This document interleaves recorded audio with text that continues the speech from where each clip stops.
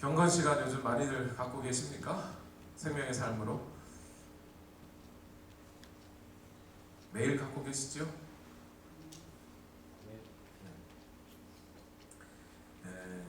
생명의 삶을 하자고 해놓고 에스겔서가 들어가면서 걱정을 좀 했어요. 에스겔서의 내용이 좀 어렵지 않을까. 또 거기 보면 주로 멸망을 예고하는 그런 말씀들이 많아서 어떻게 하면 좋을까 걱정을 했는데, 감사하게도 에스겔서 33장 이후로부터는 부흥과 회복에 대한 말씀들이 있어요. 어떻게 부흥할 것이냐, 어떻게 회복할 것이냐, 또 부흥이 무엇이고 회복이라는 것이 무엇이냐에 대한 말씀들이 에스겔서 33장부터 쭉 있습니다. 여러분 그 말씀들을 묵상하시면서 정말 마른 뼈가 살아나는 그런 부흥의 역사가, 심령의 부흥의 역사가 여러분에게 있기를 바랍니다. 바라건대 여러분들이 금요예배를 오시거나 또 생명의 삶을 통해 묵상을 하시면서 제일 제가 바라고 있는 반응은 내가 이러면 안 되는 것이었지. 내가 언제부터 이렇게 믿음 없는 사람이 됐지. 언제부터 내가 예배를 멀리하고 기도도 멀리하고 언제부터 내가 이런 사람이 됐을까. 내가 내 삶이 이렇게 사는 것이 그리스도인이 아닌 다른 사람들과 뭐가 다를 바가 있을까라는 생각을 하실 수 있다면 좋겠다는 생각이 듭니다. 여러분들이 그러하다고 지금 제가 여러분에게 경고하려고 함이 아니고,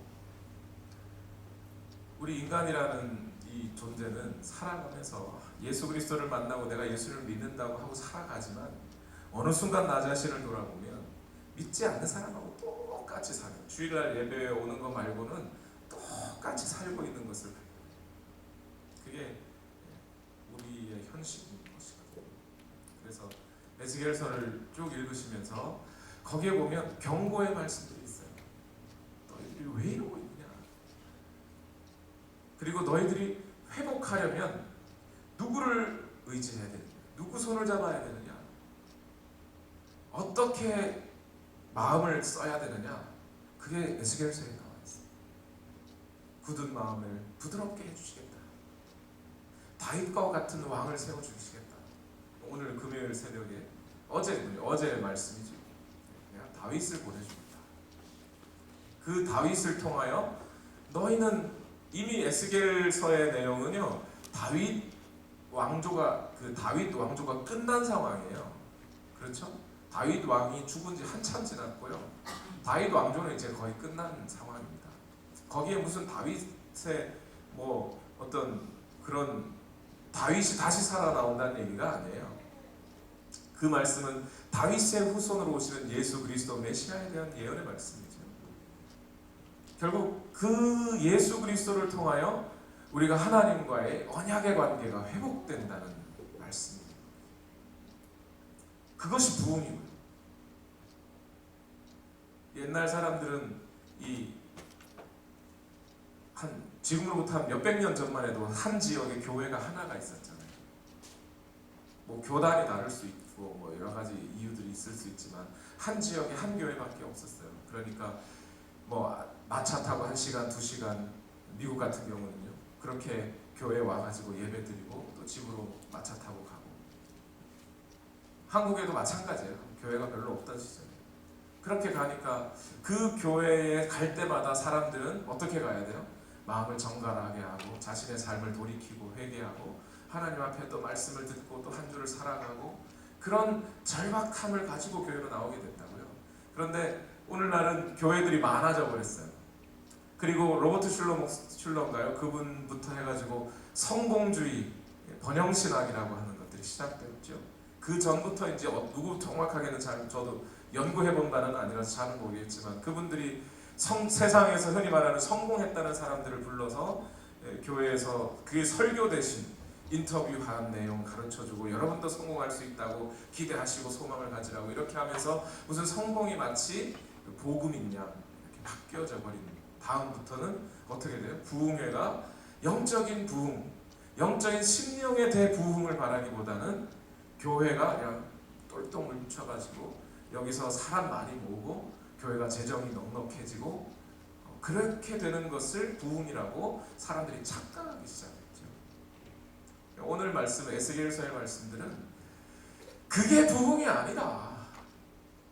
너의 심령이 뒤집어져야 된다. 심령이 예수 그리스도를 통하여 하나님과의 관계 회복이 일어나야 한다.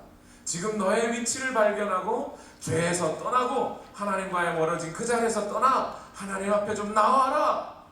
그렇게 해서 하나님과 나와 하나님과 교제하고 친밀하게 하나님과 사귀며 살아가게 되는 것, 그래서 주님은 나의 왕이 되시고 나는 주의 백성이 되는 것, 이게 부흥이라는 거예요.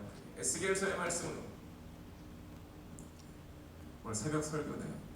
사실 근데 새벽에 우리 성도님들이 많이 안 나오셔가지고 설교가 아까웠더라고요. 서론격으로 한마디 넘어갈까요? 이제 말씀 시작합니다. 금요일날 설교가 좀 길어지는 이유를 여러분 좀 이해해 주셨으면 좋겠어요. 제 마음은 뭐냐면 밖에서 일하시다가 8시 좀 넘어서 끝나시는 분들이 있잖아요. 8시 전이나. 금요일 예배 오고 싶어도 벌써 교회 가면 벌써 8시 한 10분 20분 넘어가고 30분 다 되는데 어떡하면 좋아. 그러고 그러더니 집에 가서 얼른 씻고 자고 내일 좀 쉬어야지, 이런 생각을 하실 수 있거든요. 조금이라도 더 어서서 말씀을 들으시라는 마음에 조금 길어져요. 네, 좀 일찍 오신 분들이 양해해 주세요. 자, 여러분 아마 각자 힘든 환경 속에서 나왔을 겁니다. 한 번은 제가 이런 이야기를 들었어요. 목사님이 여러분 예배 나오셔야 하고 헌금 잘 드리셔야 하고 기도 열심히 하셔야 하고 이런 얘기를 한 목사님이 교회에서 열심히 설교를 하셨답니다. 그랬더니 한 젊은 부부가, 그 젊은이들의 리더 격인 젊은 부부가 목사님을 찾아와서 그러시더래요. 목사님, 우리도 살기 힘듭니다. 우리도 우리 앞날을 위해서 살지 교회만을 위해서 사는 건 아닙니다. 이런 얘기를 하더라는 거예요. 그래서 목사님이 맞아, 성도들에게도 자기의 삶이라는 것이 있지, 그걸 봐줘야지 하고 설교도 좀 짧게 하고 설교도 가능하면 좀 재미있게 감동적인 이야기, 귀에 쏙쏙 들어올 만한 이야기들로 좀 바꿔주셨다고 하시네요.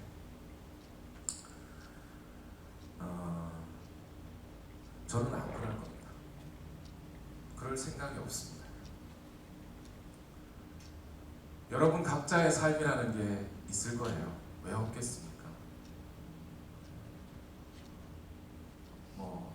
비즈니스 하시는 분들은 비즈니스 문제를 안고 그거 골치 아픈 거 가지고 오늘 또 교회 오신 분들이 있을 수 있고, 가족들이 안 믿는 가족이 있으면 그 가족들 때문에 노심초사하다 오셨을 수도 있고, 집에 갑자기 하수구가 고장 나가지고 넘쳐나는 그거 하다가 이거 다 씻어야 되는데 냄새는 풀풀 나는데 벌써 시간이 다 돼가지고 금요일날 교회 가야 되네, 그러면서 오신 분들이 있을 수 있어요. 그 사정을 왜 모르겠습니까? 그런데 여러분, 오늘 우리가 예수 그리스도를 만난 사람들이라면, 예수 그리스도의 십자가와 부활의 복음이 이론이나 교리나 목사님이 외치는 소리가 아니라 오늘 저와 여러분의 삶에 실제가 되어 있는 사람들이에요. 실제가 되어 있다. 아침에 눈을 뜰 때마다, 새벽에 눈을 탁 뜰 때마다 다른 험한 것 다 제쳐놓고서라도 예수 그리스도가 먼저 생각나고 그분이 우리에게 하신 말씀들이 먼저 생각나고 있는 현실이라면, 그죠? 그런 상황이라면 목사님 나도 내 삶이 있는데 내가 우리 언제까지 교회를 위해서만 살겠습니까? 라는 말이 나올까? 저는 그렇게 생각합니다. 제가 이렇게 얘기하면요, 젊은 목사가 그냥 막 밀어붙인다 그러고, 어떤 목사님들은 좀 너무 그렇게 세게 나가면 안 된다고 얘기하시는 분도 있어요. 이거는 세고 안 세고의 문제가 아니라 관세고의 문제가 아니라 오늘 우리 자신이 누구냐의 문제예요. 내가 누구냐? 내가 누구냐? 내가 비즈니스맨이냐? 내가 학생이냐? 그러면 나 자신을 비즈니스맨으로 나 자신을 정의하고 나 자신을 학생으로 정의하고 나를 누구누구의 엄마, 누구누구의 아빠라고 정의하고 나 자신이 살아가는 사람은 내가 목사님, 내가 맨날 교회를 위해서 어떻게 삽니까? 라는 얘기를 하게 돼요. 저도 여러분들에게 교회 맨날 찾아오라는 얘기 아니에요. 놀러 오셔도 괜찮고 가끔 가다 와도 괜찮아요. 일주일에 한 번 와도 되고 두 번 와도 괜찮습니다. 그런데 오늘 주님을 예배하고 주님을 찬양하고 주님께 기도하고 오늘 나의 문제의 해결이 되시는 그 하나님 앞에 나와왔다면, 내가 강물에 빠져서 죽어가는 나를 누군가가 건져줬다면요, 그리고 그분이 원하시는 게 다른 건 다 아니고 일주일에 다른 건 다 괜찮고 뭐 당신을 위해서 사십시오. 근데 일주일에 한 1시간에서 2시간 정도만 나를 기억만 해달라고. 그러면 안 해주겠습니까? 그렇지 않아요? 그거 안 해줄 것 같습니까? 오늘 우리 자신을 누구라고 규정하느냐에 따라 오늘 우리의 삶이 달라져요. 여러분 누구십니까? 여러분? 우리는 그리스도인이에요. 오늘 말씀이 그 말씀과 관련됩니다. 그리스도인이라고 불리운 사람들. 과연 어떤 사람들이 그리스도인이라고 불렸는가에 대한 이야기예요. 자, 달리는 기차 안에서 가장 의미 없는 행동이 뭔지 아세요? 열심히 달리는 기차 안에서 나는 거꾸로 갈 거야. 그리고 앞에서 뒤로 뛰어가는 사람. 그거만큼 의미 없는 행동이 없어요. 뒤로 뛰어가 봐야지는 기차 탄 사람이에요, 그 사람. 오늘 나는 학생이야. 나는 비즈니스맨이야. 나는 누구도 아니야. 이렇게 나는 교회를 위해 사는 사람인가? 내가 무슨 사역자인가? 라고 생각하는 것만큼 의미 없는 생각이 없어요, 우리에게는. 우리는 이미 그리스도인. 이미 그리스도인으로서 살고 있고, 하나님의 우주의 역사를 우리는 그리스도인이라고 하는 이 사람들을 통해 우주의 역사를 이렇게 끌고 가고 계셔요. 근데 나는 그리스도인 안 할래요. 나는 그래도 내 삶이 중요해, 하나님 하고 역주행해봐야 아무 소용이 없어요. 우리 그리스도인에게 저의 이 이야기가요, 믿지 않는 분들이 들으면 뭐 저런 목사가 다 있어 할 거예요. 하나님의 역사는 복음이 전해지는 방향으로 펼쳐지고 있어요. 하나님은 그 방향으로 몰아가고 있고, 이 우주의 전체 역사를, 특히 이 지구라고 하는 이 땅덩어리의 역사를 복음이 펼쳐지는 역사로 지금 끌고 가고 계시다고요. 거기에 우리 그리스도인이라고 하는 사람들을 얹혀서 그 파도 위에서 우리를 끌고 가고 계십니다. 하나님 안 탄다고 발버둥 쳐봐야 소용없습니다. 이미 저와 여러분은 거기에 들어와 있습니다. 그런데 이 복음은, 하나님의 역사는 그냥 전파되지 않아요. 편하게 전파되는 적이 한 번도 없어요. 복음은 고난과 고통과 박해를 통해 전파되게 되어 있습니다. 우리 그 찬송 불러볼까요? 동남풍아 불어라. 그 다음 뭐죠? 서북풍아 불어라. 그 다음에 가시밭에 백합화 예수 향기 날리니. 왜 가시밭에 백합화예요? 왜 가시밭에 백합화예요? 백합화가 향기가 많이 나는 꽃이잖아요. 근데 왜 백합화가 가시밭에 피었다고 말하는 건가요? 바람이 불어야 백합화의 꽃향기가 날아가는데 그 백합화는 가시밭에 피어 있어요. 그래서 바람이 불어 이 백합화가 흔들리면 가시에 찔리게 되어 있다는 거예요. 주의 복음이 그렇게 전파되는 거예요. 그리스도인도 그 땅에 그렇게 서 있는 거예요. 우리가 오늘 복음을 증거하는 물결 위에 우리가 서 있는데, 그 복음의 물결 위에서 우리가 하나님의 사역을 따라, 하나님의 역사의 흐름을 따라가다 보면 가시밭을 만나게 되어 있어요. 그게 현실이에요. 복음은 가시밭에 핀 백합화처럼 바람이 불어서 그 향기를 날리게 되어 있는데 바람이 불면 불수록 많이 찔리게 되어 있기도 합니다. 복음은 고난을 통해 전파되게 되어 있어요.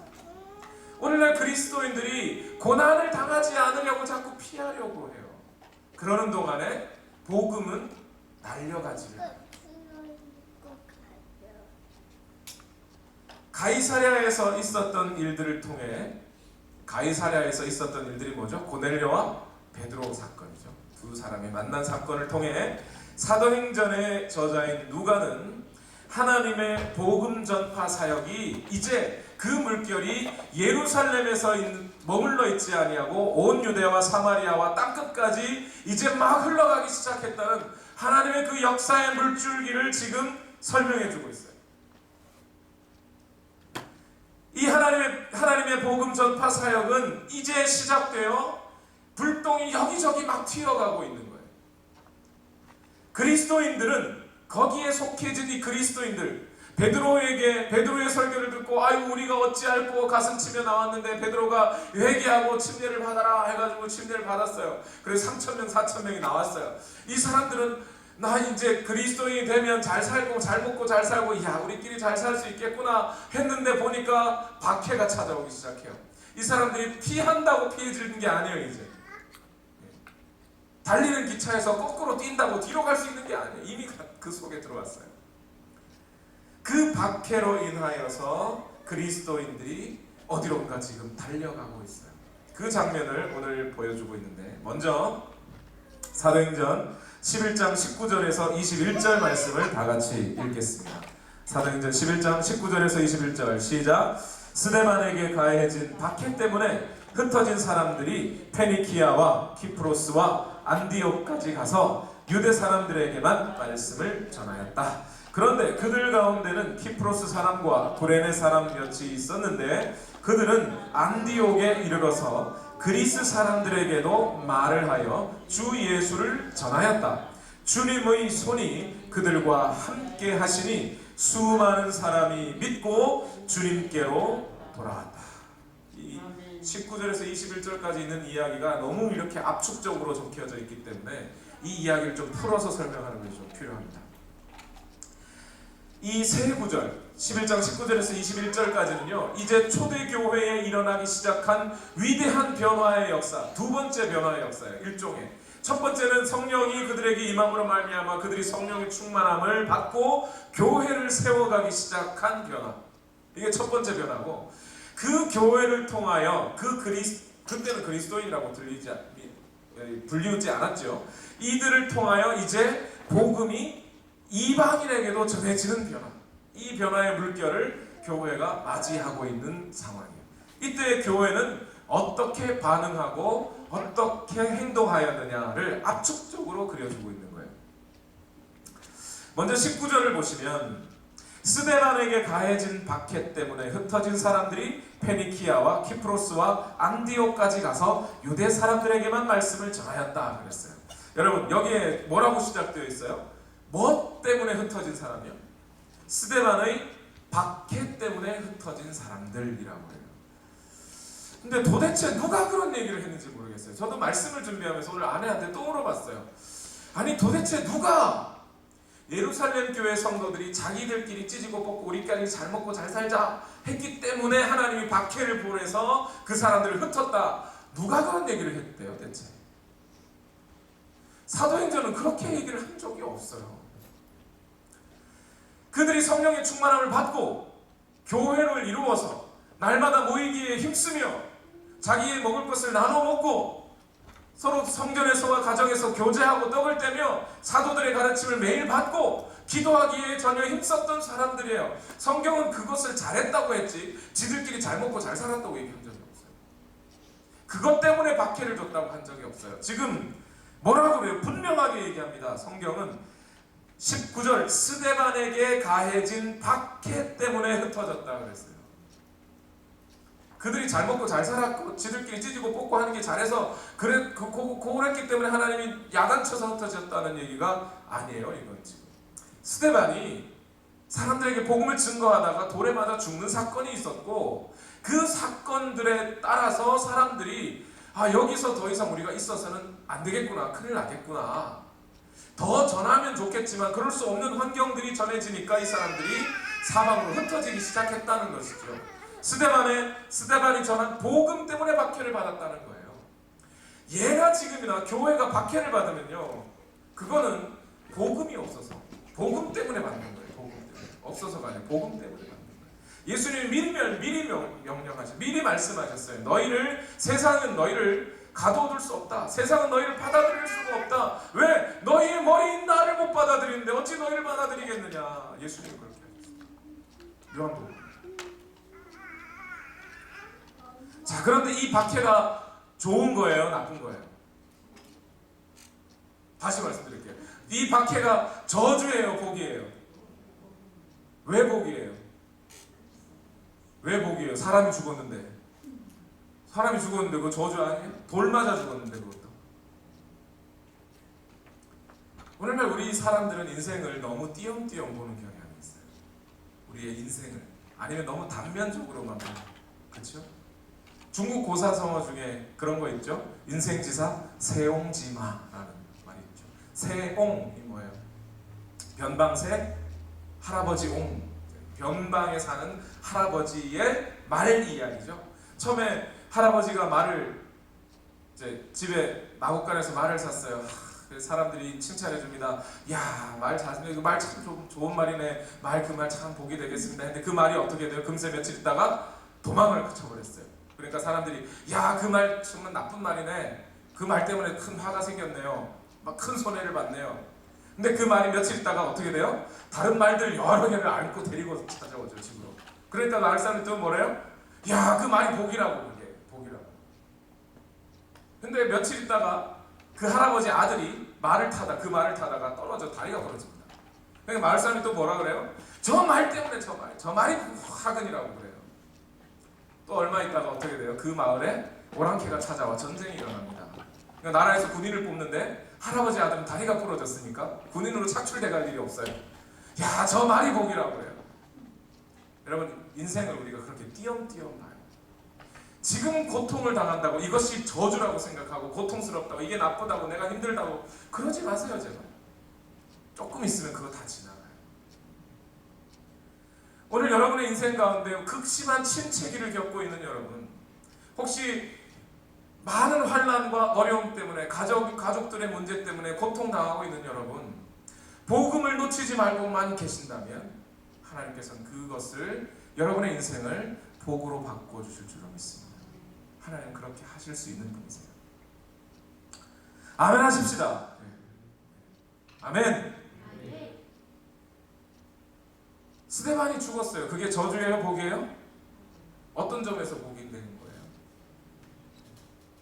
스데반한테 뭐 좋은 게 있어요? 아니면 예루살렘 교회에 뭐 좋은 게 있었어요? 어떻게 됐어요? 그 스데반의 죽음 때문에 사람들이 흩어졌어요. 흩어져서 어떻게 됐어요? 그들이 거기에서도 복음을 전했다 이 말이에요. 그게 복이라고요.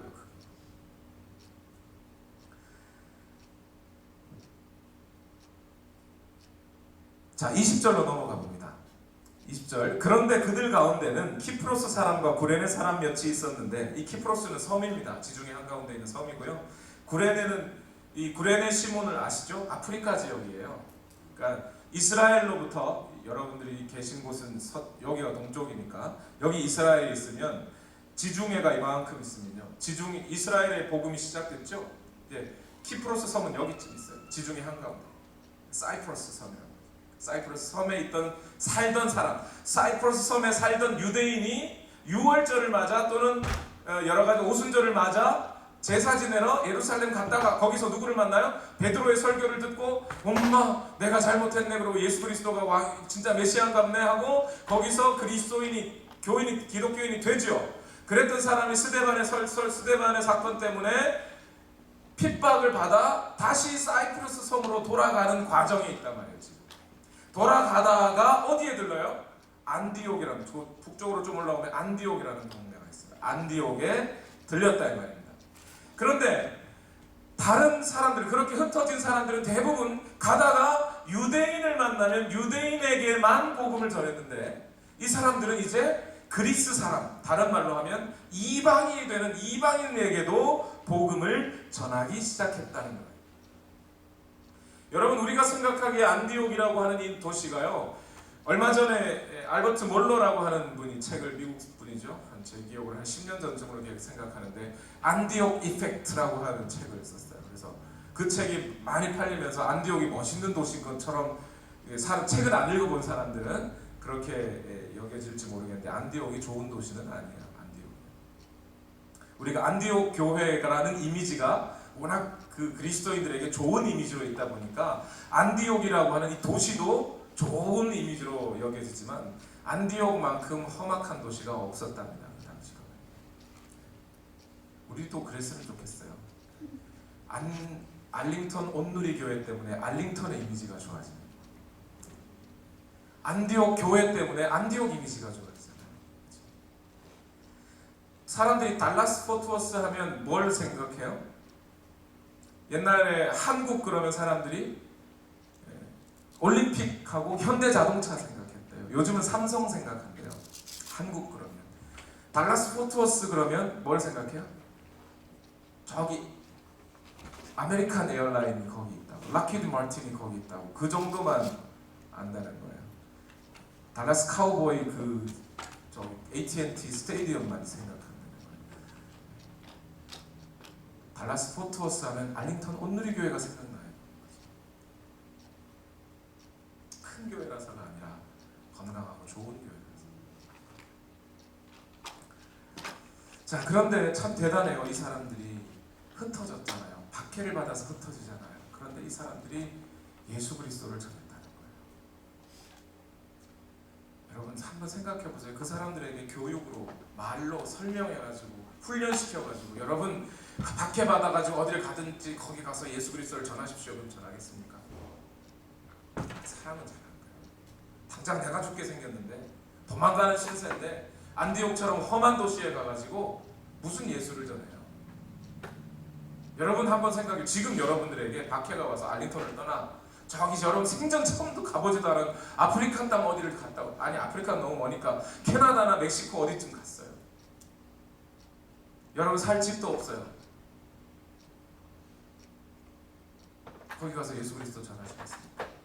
아이고 내가 예수 그리스도를 전해, 내가 예수 그리스도 전하면 하나님이 욕먹어, 나 같은 사람이 예수 믿으라 그러면 그 핑계 대고 안전하지 않겠어요?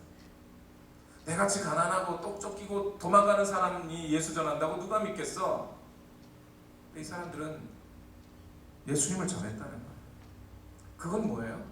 예수 그리스도가 자기들에게 전부였기 때문에, 예수님과 그런 관계 속에 있었기 때문에.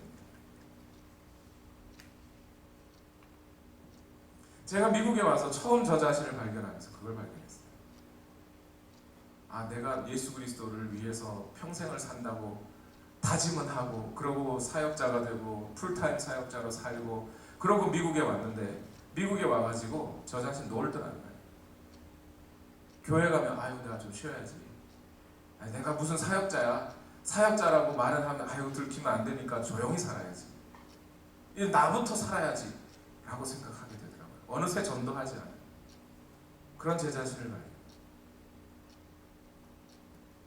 오늘 사우스웨스턴 세미나리에 오신 여러분, 정신 똑바로 차리세요. 사역자가 아니라 그리스도인이라도 그랬어요. 이 사람들이 무슨 사역자였어요? 돈 받는 사람들이었어요? 풀타임 사역자였어요? 아니요. 그냥 예수 그리스도 만난 사람. 그 사람들이 쫓겨서 도망갈 때 예수 그리스도를 전했다. 그래서 복음의 확장이 생겨요. 이 사람들의 입을 통하여 하나님의 역사가 흘러가기 시작합니다. 그런데 안타까운 것이 한 가지가 있어요. 안타까운 것 한 가지. 이 사람들이 많았어요, 적었어요? 이런 사람들이 그때나 지금이나 적었다. 특히 유대인에게 복음 전하는 사람들은 좀 많이 있었는데, 그리스인, 헬라인, 이방인들에게 복음을 전하는 사람은 많지가 않았다는 거예요. 20절 말씀에 키프로스 사람과 구레네 사람 몇 명이 있었다고요. 그 몇 명이 안디옥에서 헬라인에게 복음을 전했다. 소수예요, 소수. 저는 이 장면을 읽으면서 희망과 절망을 동시에 느꼈어요. 절망을 먼저 생각하는 것은 이런 사람이 적다는 거예요. 분명히 이 사람들도 베드로와 고넬료의 이야기를 들었을 가능성이 매우 높은데, 아니면 빌립의 사건을 들었을 가능성이 매우 높은데, 아니면 적어도 예수 그리스도를 만나고 예수 그리스도가 온 우주 만물의 주인이시요 교회의 머리 되시요 우주 만물의 머리 되시니 저 믿지 않는 그리스인에게도 헬라인에게도 저런 사람들에게도 예수가 필요하다는 사실을 그들이 인격적으로 알았음에도 불구하고 전하는 사람은 적었다. 그런 점에서 근데 동시에 희망은 뭐냐면, 자 여러분, 그 많은 사람들 중에 극소수의 사람이 그리스인에게 복음을 전했어요. 근데 그 소수의 사람이 사도행전에 적혀 있어요. 오늘날 여러분, 목회자들이 자기가 목회를 시작할 때 한번 인류 역사에 내가 큰 획을 한번 그어보겠다고 목회를 시작해요.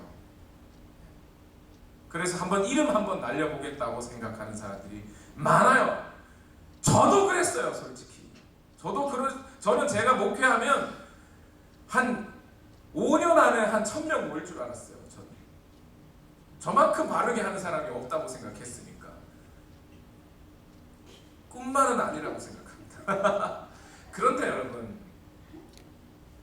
하나님의 뜻에 따라 하나님이 펼쳐가시는 복음의 방향에 따라가는 그 소수의 사람을 하나님이 기억하고 계시더라고요.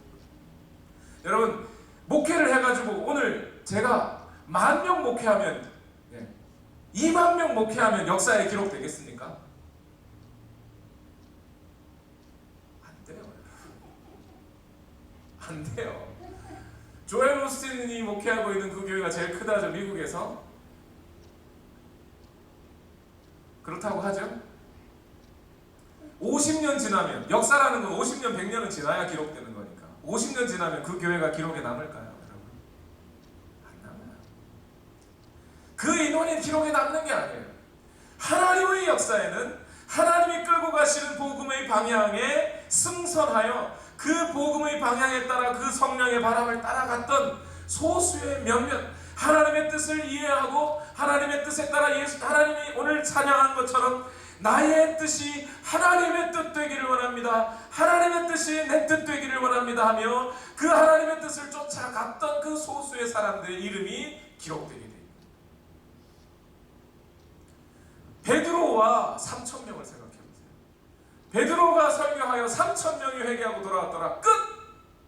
3,000명이 누군지 몰라요. 그러나 오늘 여기에 극소수의 사람이지만 그 사람들은 어디 사람들이었다. 그들이 이렇게 하였다. 그래서 그들 덕분에 오늘 주의 복음이 증거되었고 온 사방으로 흩어진 그들이 복음을 이방인에게도 전하였기 때문에 너희는 온 예루살렘과 땅끝까지 이르러 나의 증인이 될 것이라고 하신 예수님의 말씀이 이루어졌다고 오늘 기록해 주는 거 아니에요. 이런 역사가 저와 여러분 가운데 있기를 바랍니다. 그런데 이 일들은 과연 어떻게 이들이 복음을 알고 그리스인 헬라인에게 전하게 됐을까요? 21절, 주님의 손이 그들과 함께 하시니 수많은 사람이 믿고 주님께로 돌아왔다. 도망자들이에요. 생전 처음 들어보는 도를 전하는 사람들이에요. 이방인들이에요. 유대인으로서 이방인들에게 복음을 전하는 거예요. 그런데 수많은 사람이 믿고 주님께로 돌아왔다. 거기에 무슨 성경 프로그램이 있었던 게 아니에요. 선교단이 있었던 게 아니에요. 멋진 음악 프로그램이 있었던 게 아니고 멋진 건물이 있었던 것도 아니에요. 안디옥이라고 하는 아주 험악한 도시에 복음을 전해주고 살짝 지나가는 그 사람들의 복음을 듣고 수많은 사람이 믿고 주님께로 돌아왔는데 그것은 누구 때문에요? 주님의 손이 함께 하시니. 오늘 우리도 여기에 올라타야 돼요. 오늘 우리가 아무리 좋은 잔재주를 가지고 설명을 하고 말을 하고 입에 좋은 이야기들을 가지고 전한다 하더라도 성령의 바람이 불어주지 않으면 그것으로 끝나고 말아요.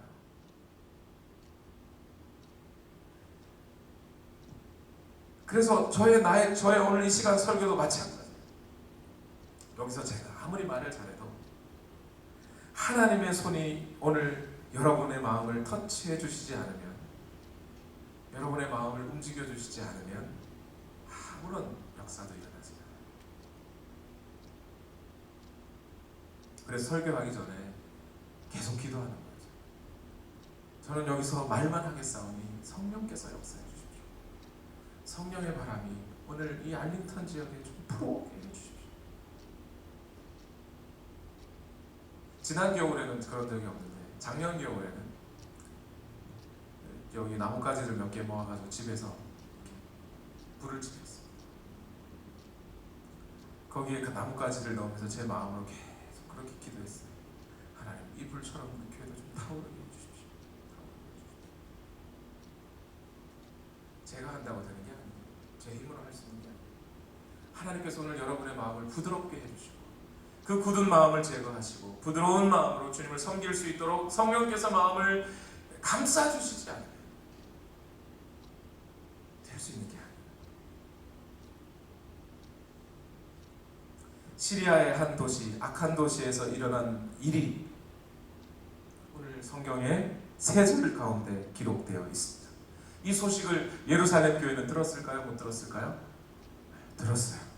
그래서 거기 예루살렘 교회는 이 소식을 듣고 한 사람을 파송하게 됩니다. 그 사람이 누구요? 바나바라는 사람. 바나바.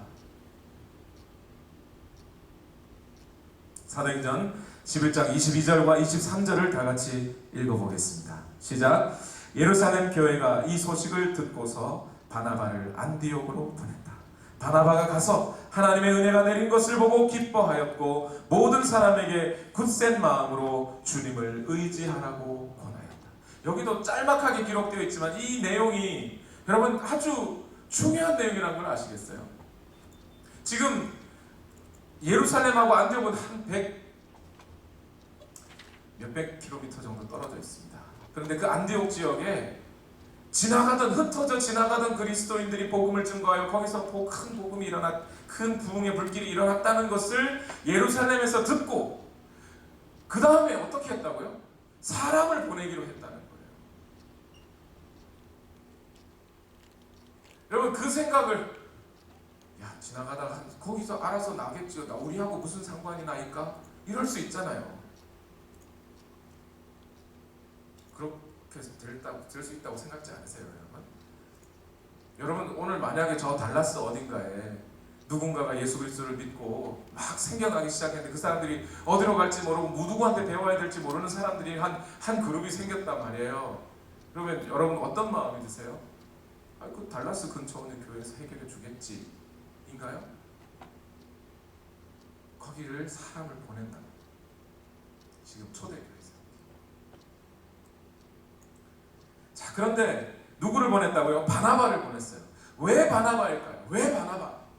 왜 바나바일까? 여기에 여러분들이 만약 오늘 여러분의 인생 가운데 내가 과연 이런 신앙인이 됐으면 좋겠다. 그러면 여러분 현실에 있는 어떤 사람을 놓고 난 저 사람, 저 장모님처럼, 저 집사님처럼 돼야지. 그리고 그 집사님만 보고 쫓아가지 마세요, 제발. 기왕에 따라갈 거 바나바를 좀 따라가세요. 자, 바나바를 보냈어요. 바나바를 보냈다 하는 이 말에 생각을 한번 해보세요. 그 바나바는 어떤 사람이어야 지금 파송할 수 있는 사람이겠어요? 지금 저 먼 지역에 어떤 일들이 일어났고 그 일들 때문에 그 모든 문제들을 해결할 사람을 하나 보내는데 어떤 사람이어야 돼요? 먼저 거기에 일어나고 있는 사건이 성령 사건인지 아닌지 분별할 수 있는 사람이어야 되죠.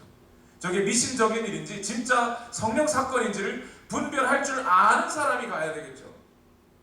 그렇죠. 두 번째, 거기에서 막 생겨나기 시작한 기독교인들은 믿음이 없는 사람들이에요. 아직 있어도 잘 모르는 사람이에요. 그러니 성경을 가르쳐 줄 수 있는 지식이 있는 사람이라야 되겠죠. 그리고 거기에 가서 자기의 모든 것을 쏟아, 여기서 예루살렘 교회에서 거기까지 도와줄 여유가 없어요. 그러면 거기에 가서 직접 자기의 모든 것을 헌신하여 자기의 재산을 들고 가서라도 먹고 살면서 거기서 사람들을 가르쳐줄 사람이 필요하겠죠. 맞죠? 그리고 거기 있는 사람들이 한두 명이 아니라 수많은 사람이 일어났다고 되어 있어요. 앞절에 보니까. 그럼 수많은 사람들을 끌고 갈 만한 리더십이 있는 사람이라야 되겠죠. 거기에 믿기 시작한 사람은 유대인이에요? 헬라인이에요? 헬라인이에요. 그리스인이에요. 그러니까 헬라말을 할 줄 아는 전문가라야 되겠죠. 거기 보내는 사람이 보통 사람이겠습니까? 그냥 사람 보내는 게 아닌 거예요. 지금 예루살렘 교회가 모여서 해야 합니다. 저기 딱 보낼 사람이 누구냐? 보낼 수 있는 사람이 누구냐? 뽑아봤더니 사도들도 아니에요. 사도들도 유대인이라 헬라말을 못해. 기도는 열심히 했는지 모르겠는데 리더십이 없어. 어떻게 해요? 찾고 찾아보니 바나바라는 사람이 뽑힙니다. 바나바 사도입니까? 평신도예요. 평신도. 그 사람을 보내요. 그 바나바에 대해서 11장 24절과 25절 말씀에 이렇게 설명합니다. 읽어볼까요? 시작. 24절 25절 시작. 바나바는 착한 사람이요 성령과 믿음이 충만한 사람이었다. 그래서 많은 사람이 주님께로 나아왔다. 바나바는 사울을 찾으려고 다소로 가서 여기까지 말이죠. 바나바 어떤 사람이에요? 한마디로 착한 사람이고 믿음과 성령이 충만한 사람. 오늘날의 말로 하면 인성과 영성이 충만한 사람. 인격도 되고 은사도 있는 사람. 성경도 알고 사람도 아는 사람. 그 사람이 바나바입니다. 제가 선교단 리더를 해봐서 아는데 선교단 리더 하면요 남자 단원 몇 명, 여자 단원 몇 명 뽑습니다. 그러면 이제 그 사람의 인성도 테스트해야 되고 노래 실력도 테스트를 해야 돼요. 뽑아보면요 열이면 열 어떻게 다 그런지 몰라요. 노래를 잘하면 성격이 별로, 인간성이 좀 그래요. 얘는 참 착하다, 굳은 일 뭐 마다한 거 다 잘하겠다 싶으면 뽑아놓으면 노래를 못해요. 어떻게 그럴 수 있는지 몰라요. 진짜 그래요, 여러분. 노래를 잘하면 인격이 좀 별로, 단체 생활을 못해. 자기 혼자 다 하고 싶어가지고. 노래 잘하는 애들, 노래 못하는 애들은 왜 그렇게 착한지. 근데 바나바는 어땠다고요? 착하기도 하고 영성도 충만하였다. 성령도 충만하고 착하기도 하였다. 은사도 알고 인간의 사람이 살아가는 인생의 질고를 아는 사람이다. 바나바가 어떤 사람이었어요? 사도행전 3장에 예수 그리스도를 믿기 시작한 그때부터 자기의 밭을 팔아 소유를 팔아 교회 안에 있는 수많은 사람들에게 나눠주어서 그 바나바의 구제를 통하여 교회 안에 가난한 사람이 아무도 없었다고 말할 만큼 자기의 것을 다 나눠주던 사람이에요. 이 사람의 별명이 뭐예요? 위로의 아들이에요. 상담을 잘해. 그래서 다 받아주고 그 사람들을 위로하고 상담하고 격려하여 하나님의 사람으로 세울 줄 아는 사람. 이 사람을 교회가 뽑아서 보냈다. 저는 우리 온누리교회 모든 성도님들이 바나바가 되기를 바랍니다. 아멘 하십시다. 여러분들이 바나바와 같지 않다고 제가 욕하거나 다 야단치는 게 아니고 그렇게 되자 이 말이에요. 여러분 제발. 그럼 억한 심정이 있으세요. 왜 아멘을 안 하세요? 다 같이 바나바가 되셨으면 좋겠습니다. 할렐루야. 하나님의 교회는 자 예루살렘 교회가 최초의 교회고요. 그 다음에 세워진 교회가 안디옥 교회예요. 그 안디옥 교회는 예루살렘 교회가 갖지 못했던 위대한 능력이 있던 교회였어요. 어떤 거요? 선교하는 교회입니다. 예루살렘 교회는 이후에 그 예루살렘에 극심하게 온 박해 때문에 사람들도 많이 흩어지고 해서 재정적으로 매우 열악한 상태가 됩니다. 나중에 안디옥에 이 바나바와 바울의 사역을 통해 안디옥의 교회가 융성하게 일어나고 그 교회들의 사역을 통해 예루살렘 교회가 도움을 받아요. 그리고 이 안디옥 교회를 통하여 물론 바울 한 사람만 생각할 수 있겠지만 이 안디옥 교회를 통하여 바울이 사역을 하였고 그 안디옥 교회의 파송한 바울이 혼자 전도여행 다닐 수 있겠습니까? 물론 자비량으로서도 선교 다녔다고 하지만 안디옥 교회의 도움을 안 받았다고 말할 수 있겠냐고요. 그 도움을 받아 선교하는 교회입니다. 저는 여기서 한 가지 충격을 얻었어요. 안디옥 교회에 이 바나바가 파송된 지 얼마가 돼요? 파송하고 얼마가 지날까요? 사도행전 11장 26절을 읽어보시죠.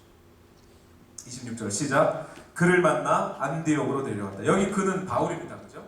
그를 만나 안디옥으로 데려왔다. 두 사람은 1년 동안 줄곧 거기에 머물면서 교회에서 모임을 가지고 많은 사람을 가르쳤다. 제자들은 안디옥에서 처음으로 그리스도인이라고 불리웠다.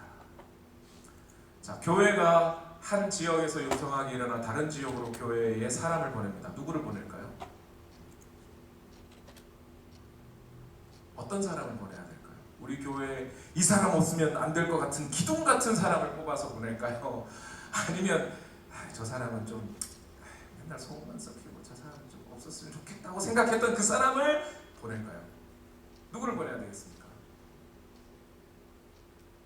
지금 예루살렘 교회는 예루살렘 교회의 기둥 뿌리를 뽑아서 보내는 거죠. 바나바와 같은 사람. 이 교회의 결정도 대단하지 않나요? 만약 여기서 우리 교회가 알링턴 지역에서 열심히 사역하고 주의 복음을 전해서 큰 부흥이 찾아오고 우리 심령이 회복되고 그래서 교회가 융성하게 자랐어요. 이제 우리가 충분히 자립할 수 있게 되었어요. 그런데 이제 저기 알링턴 말고 벌리슨 지역에 아니면 저기 킬린에 거기도 교회가 물론 있습니다만 어디 저기 교회가 서지 않은 어떤 지역에 우리 사람들을 보내요. 거기에 교회를 세워야 한다고 생각해 보시죠. 여러분 누구를 보내시겠습니까? 누구를 보내야 되겠습니까? 오늘날 교회들은요, 지교회를 세우지도 않을 뿐더러 선교도 잘 하지도 않을 뿐더러 선교를 해도 정말 헌신된 사람, 그래서 점차 교회에서는 좀 그 사람이 좀 그래도 없어도 될 만큼 할 때 그때쯤 그 사람 보내지 않나요? 10,000명, 20,000명 되는 교회라 하더라도 사역자가 다른 지역에 가서 교회를 세운다 하면 성도 떼줍니까? 집사님 보내줘요? 욕만 안 하면 다행이지. 저 사람이 배신하고 그 얘기만 안 해도 다행이지. 떼줍니까? 예루살렘 교회는 어떻게 했다고요? 기둥 집사님, 성령이 충만하고 믿음이 충만하고 자기의 모든 재산을 들여서 헌금 제일 많이 하는 집사님, 위로의 아들이라 상담 잘하는 집사님 뽑아서 그 사람 보내줬다는 거예요. 없으면 안 될 것 같은 그 사람. 왜 그랬을까요? 그런 사람이 가야 거기에 교회가 서죠. 여기서 있으나 마나, 여러분들이 있으나 마나 하다는 얘기가 아니고 있으나 마나한 그런 사람을 뽑아서 보내면 거기 교회가 서겠냐고요. 거기에.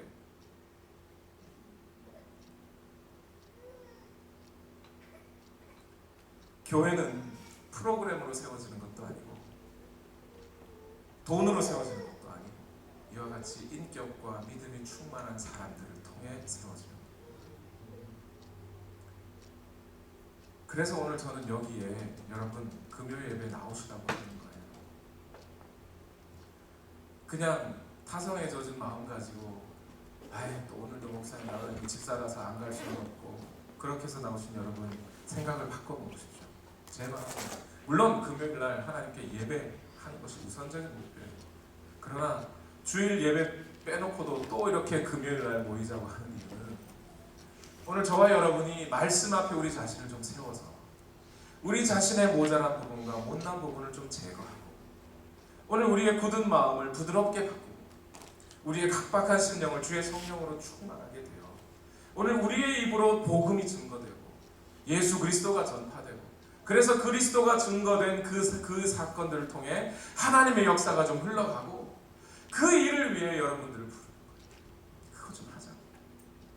여러분 각자의 삶과 사정과 어려움과 사정들이 다 있을 거라고 생각해요.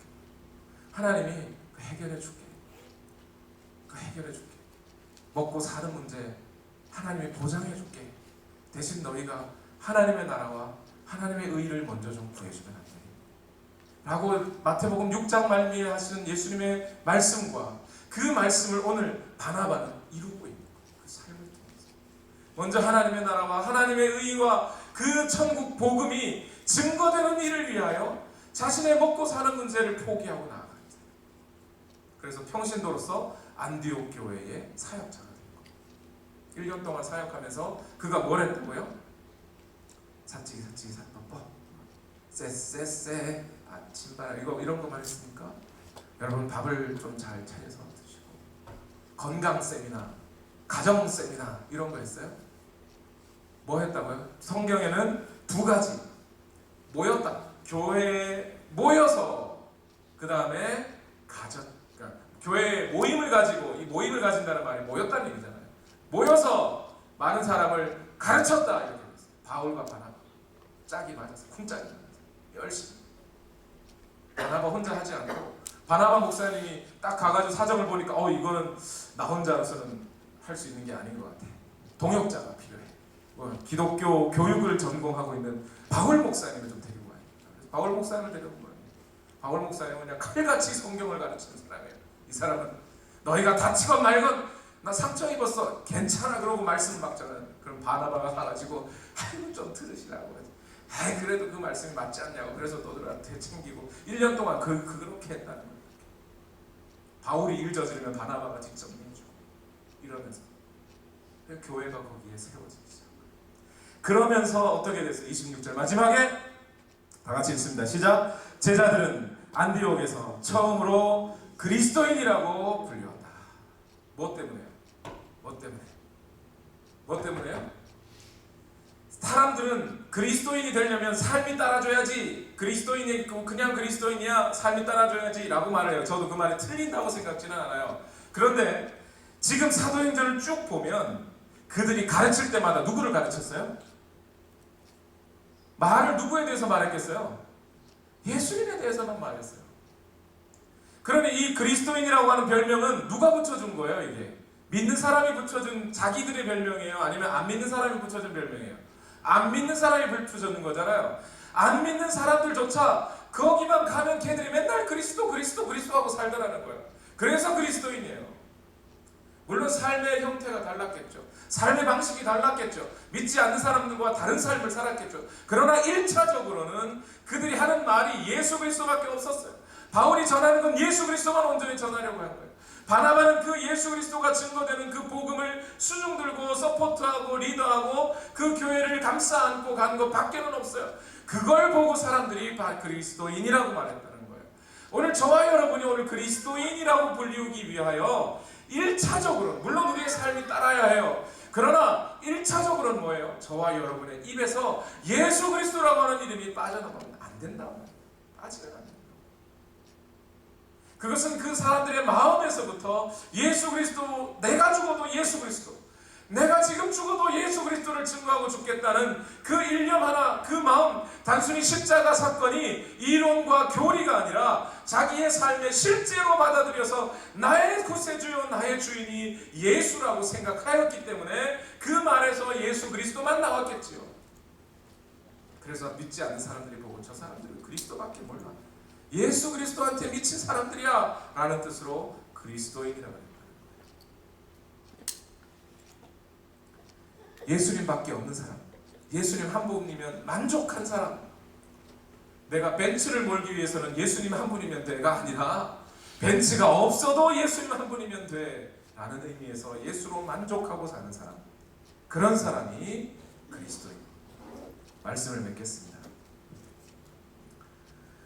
오늘 여러분 하나님이 이끄시는 역사에 승선해 계십니까? 말씀을 시작하면서 여러분에게 드렸던 말씀, 기차가 앞으로 달리면 내가 그리 가기 싫다고 머리칸에서 꼬리칸으로 뛰어봐야 아무 소용이 없는 거죠. 의미가 없는 것이지. 오늘 여러분이, 저와 여러분이 하나님의 복음 증거라고 하는, 복음 전파라고 하는 이 위대한 역사의 물줄기 가운데 오늘 우리가 발을 디뎌 놓았다면 이제 거꾸로 뛰어봐야 아무 소용이 없습니다. 불행하기만 할 뿐이에요.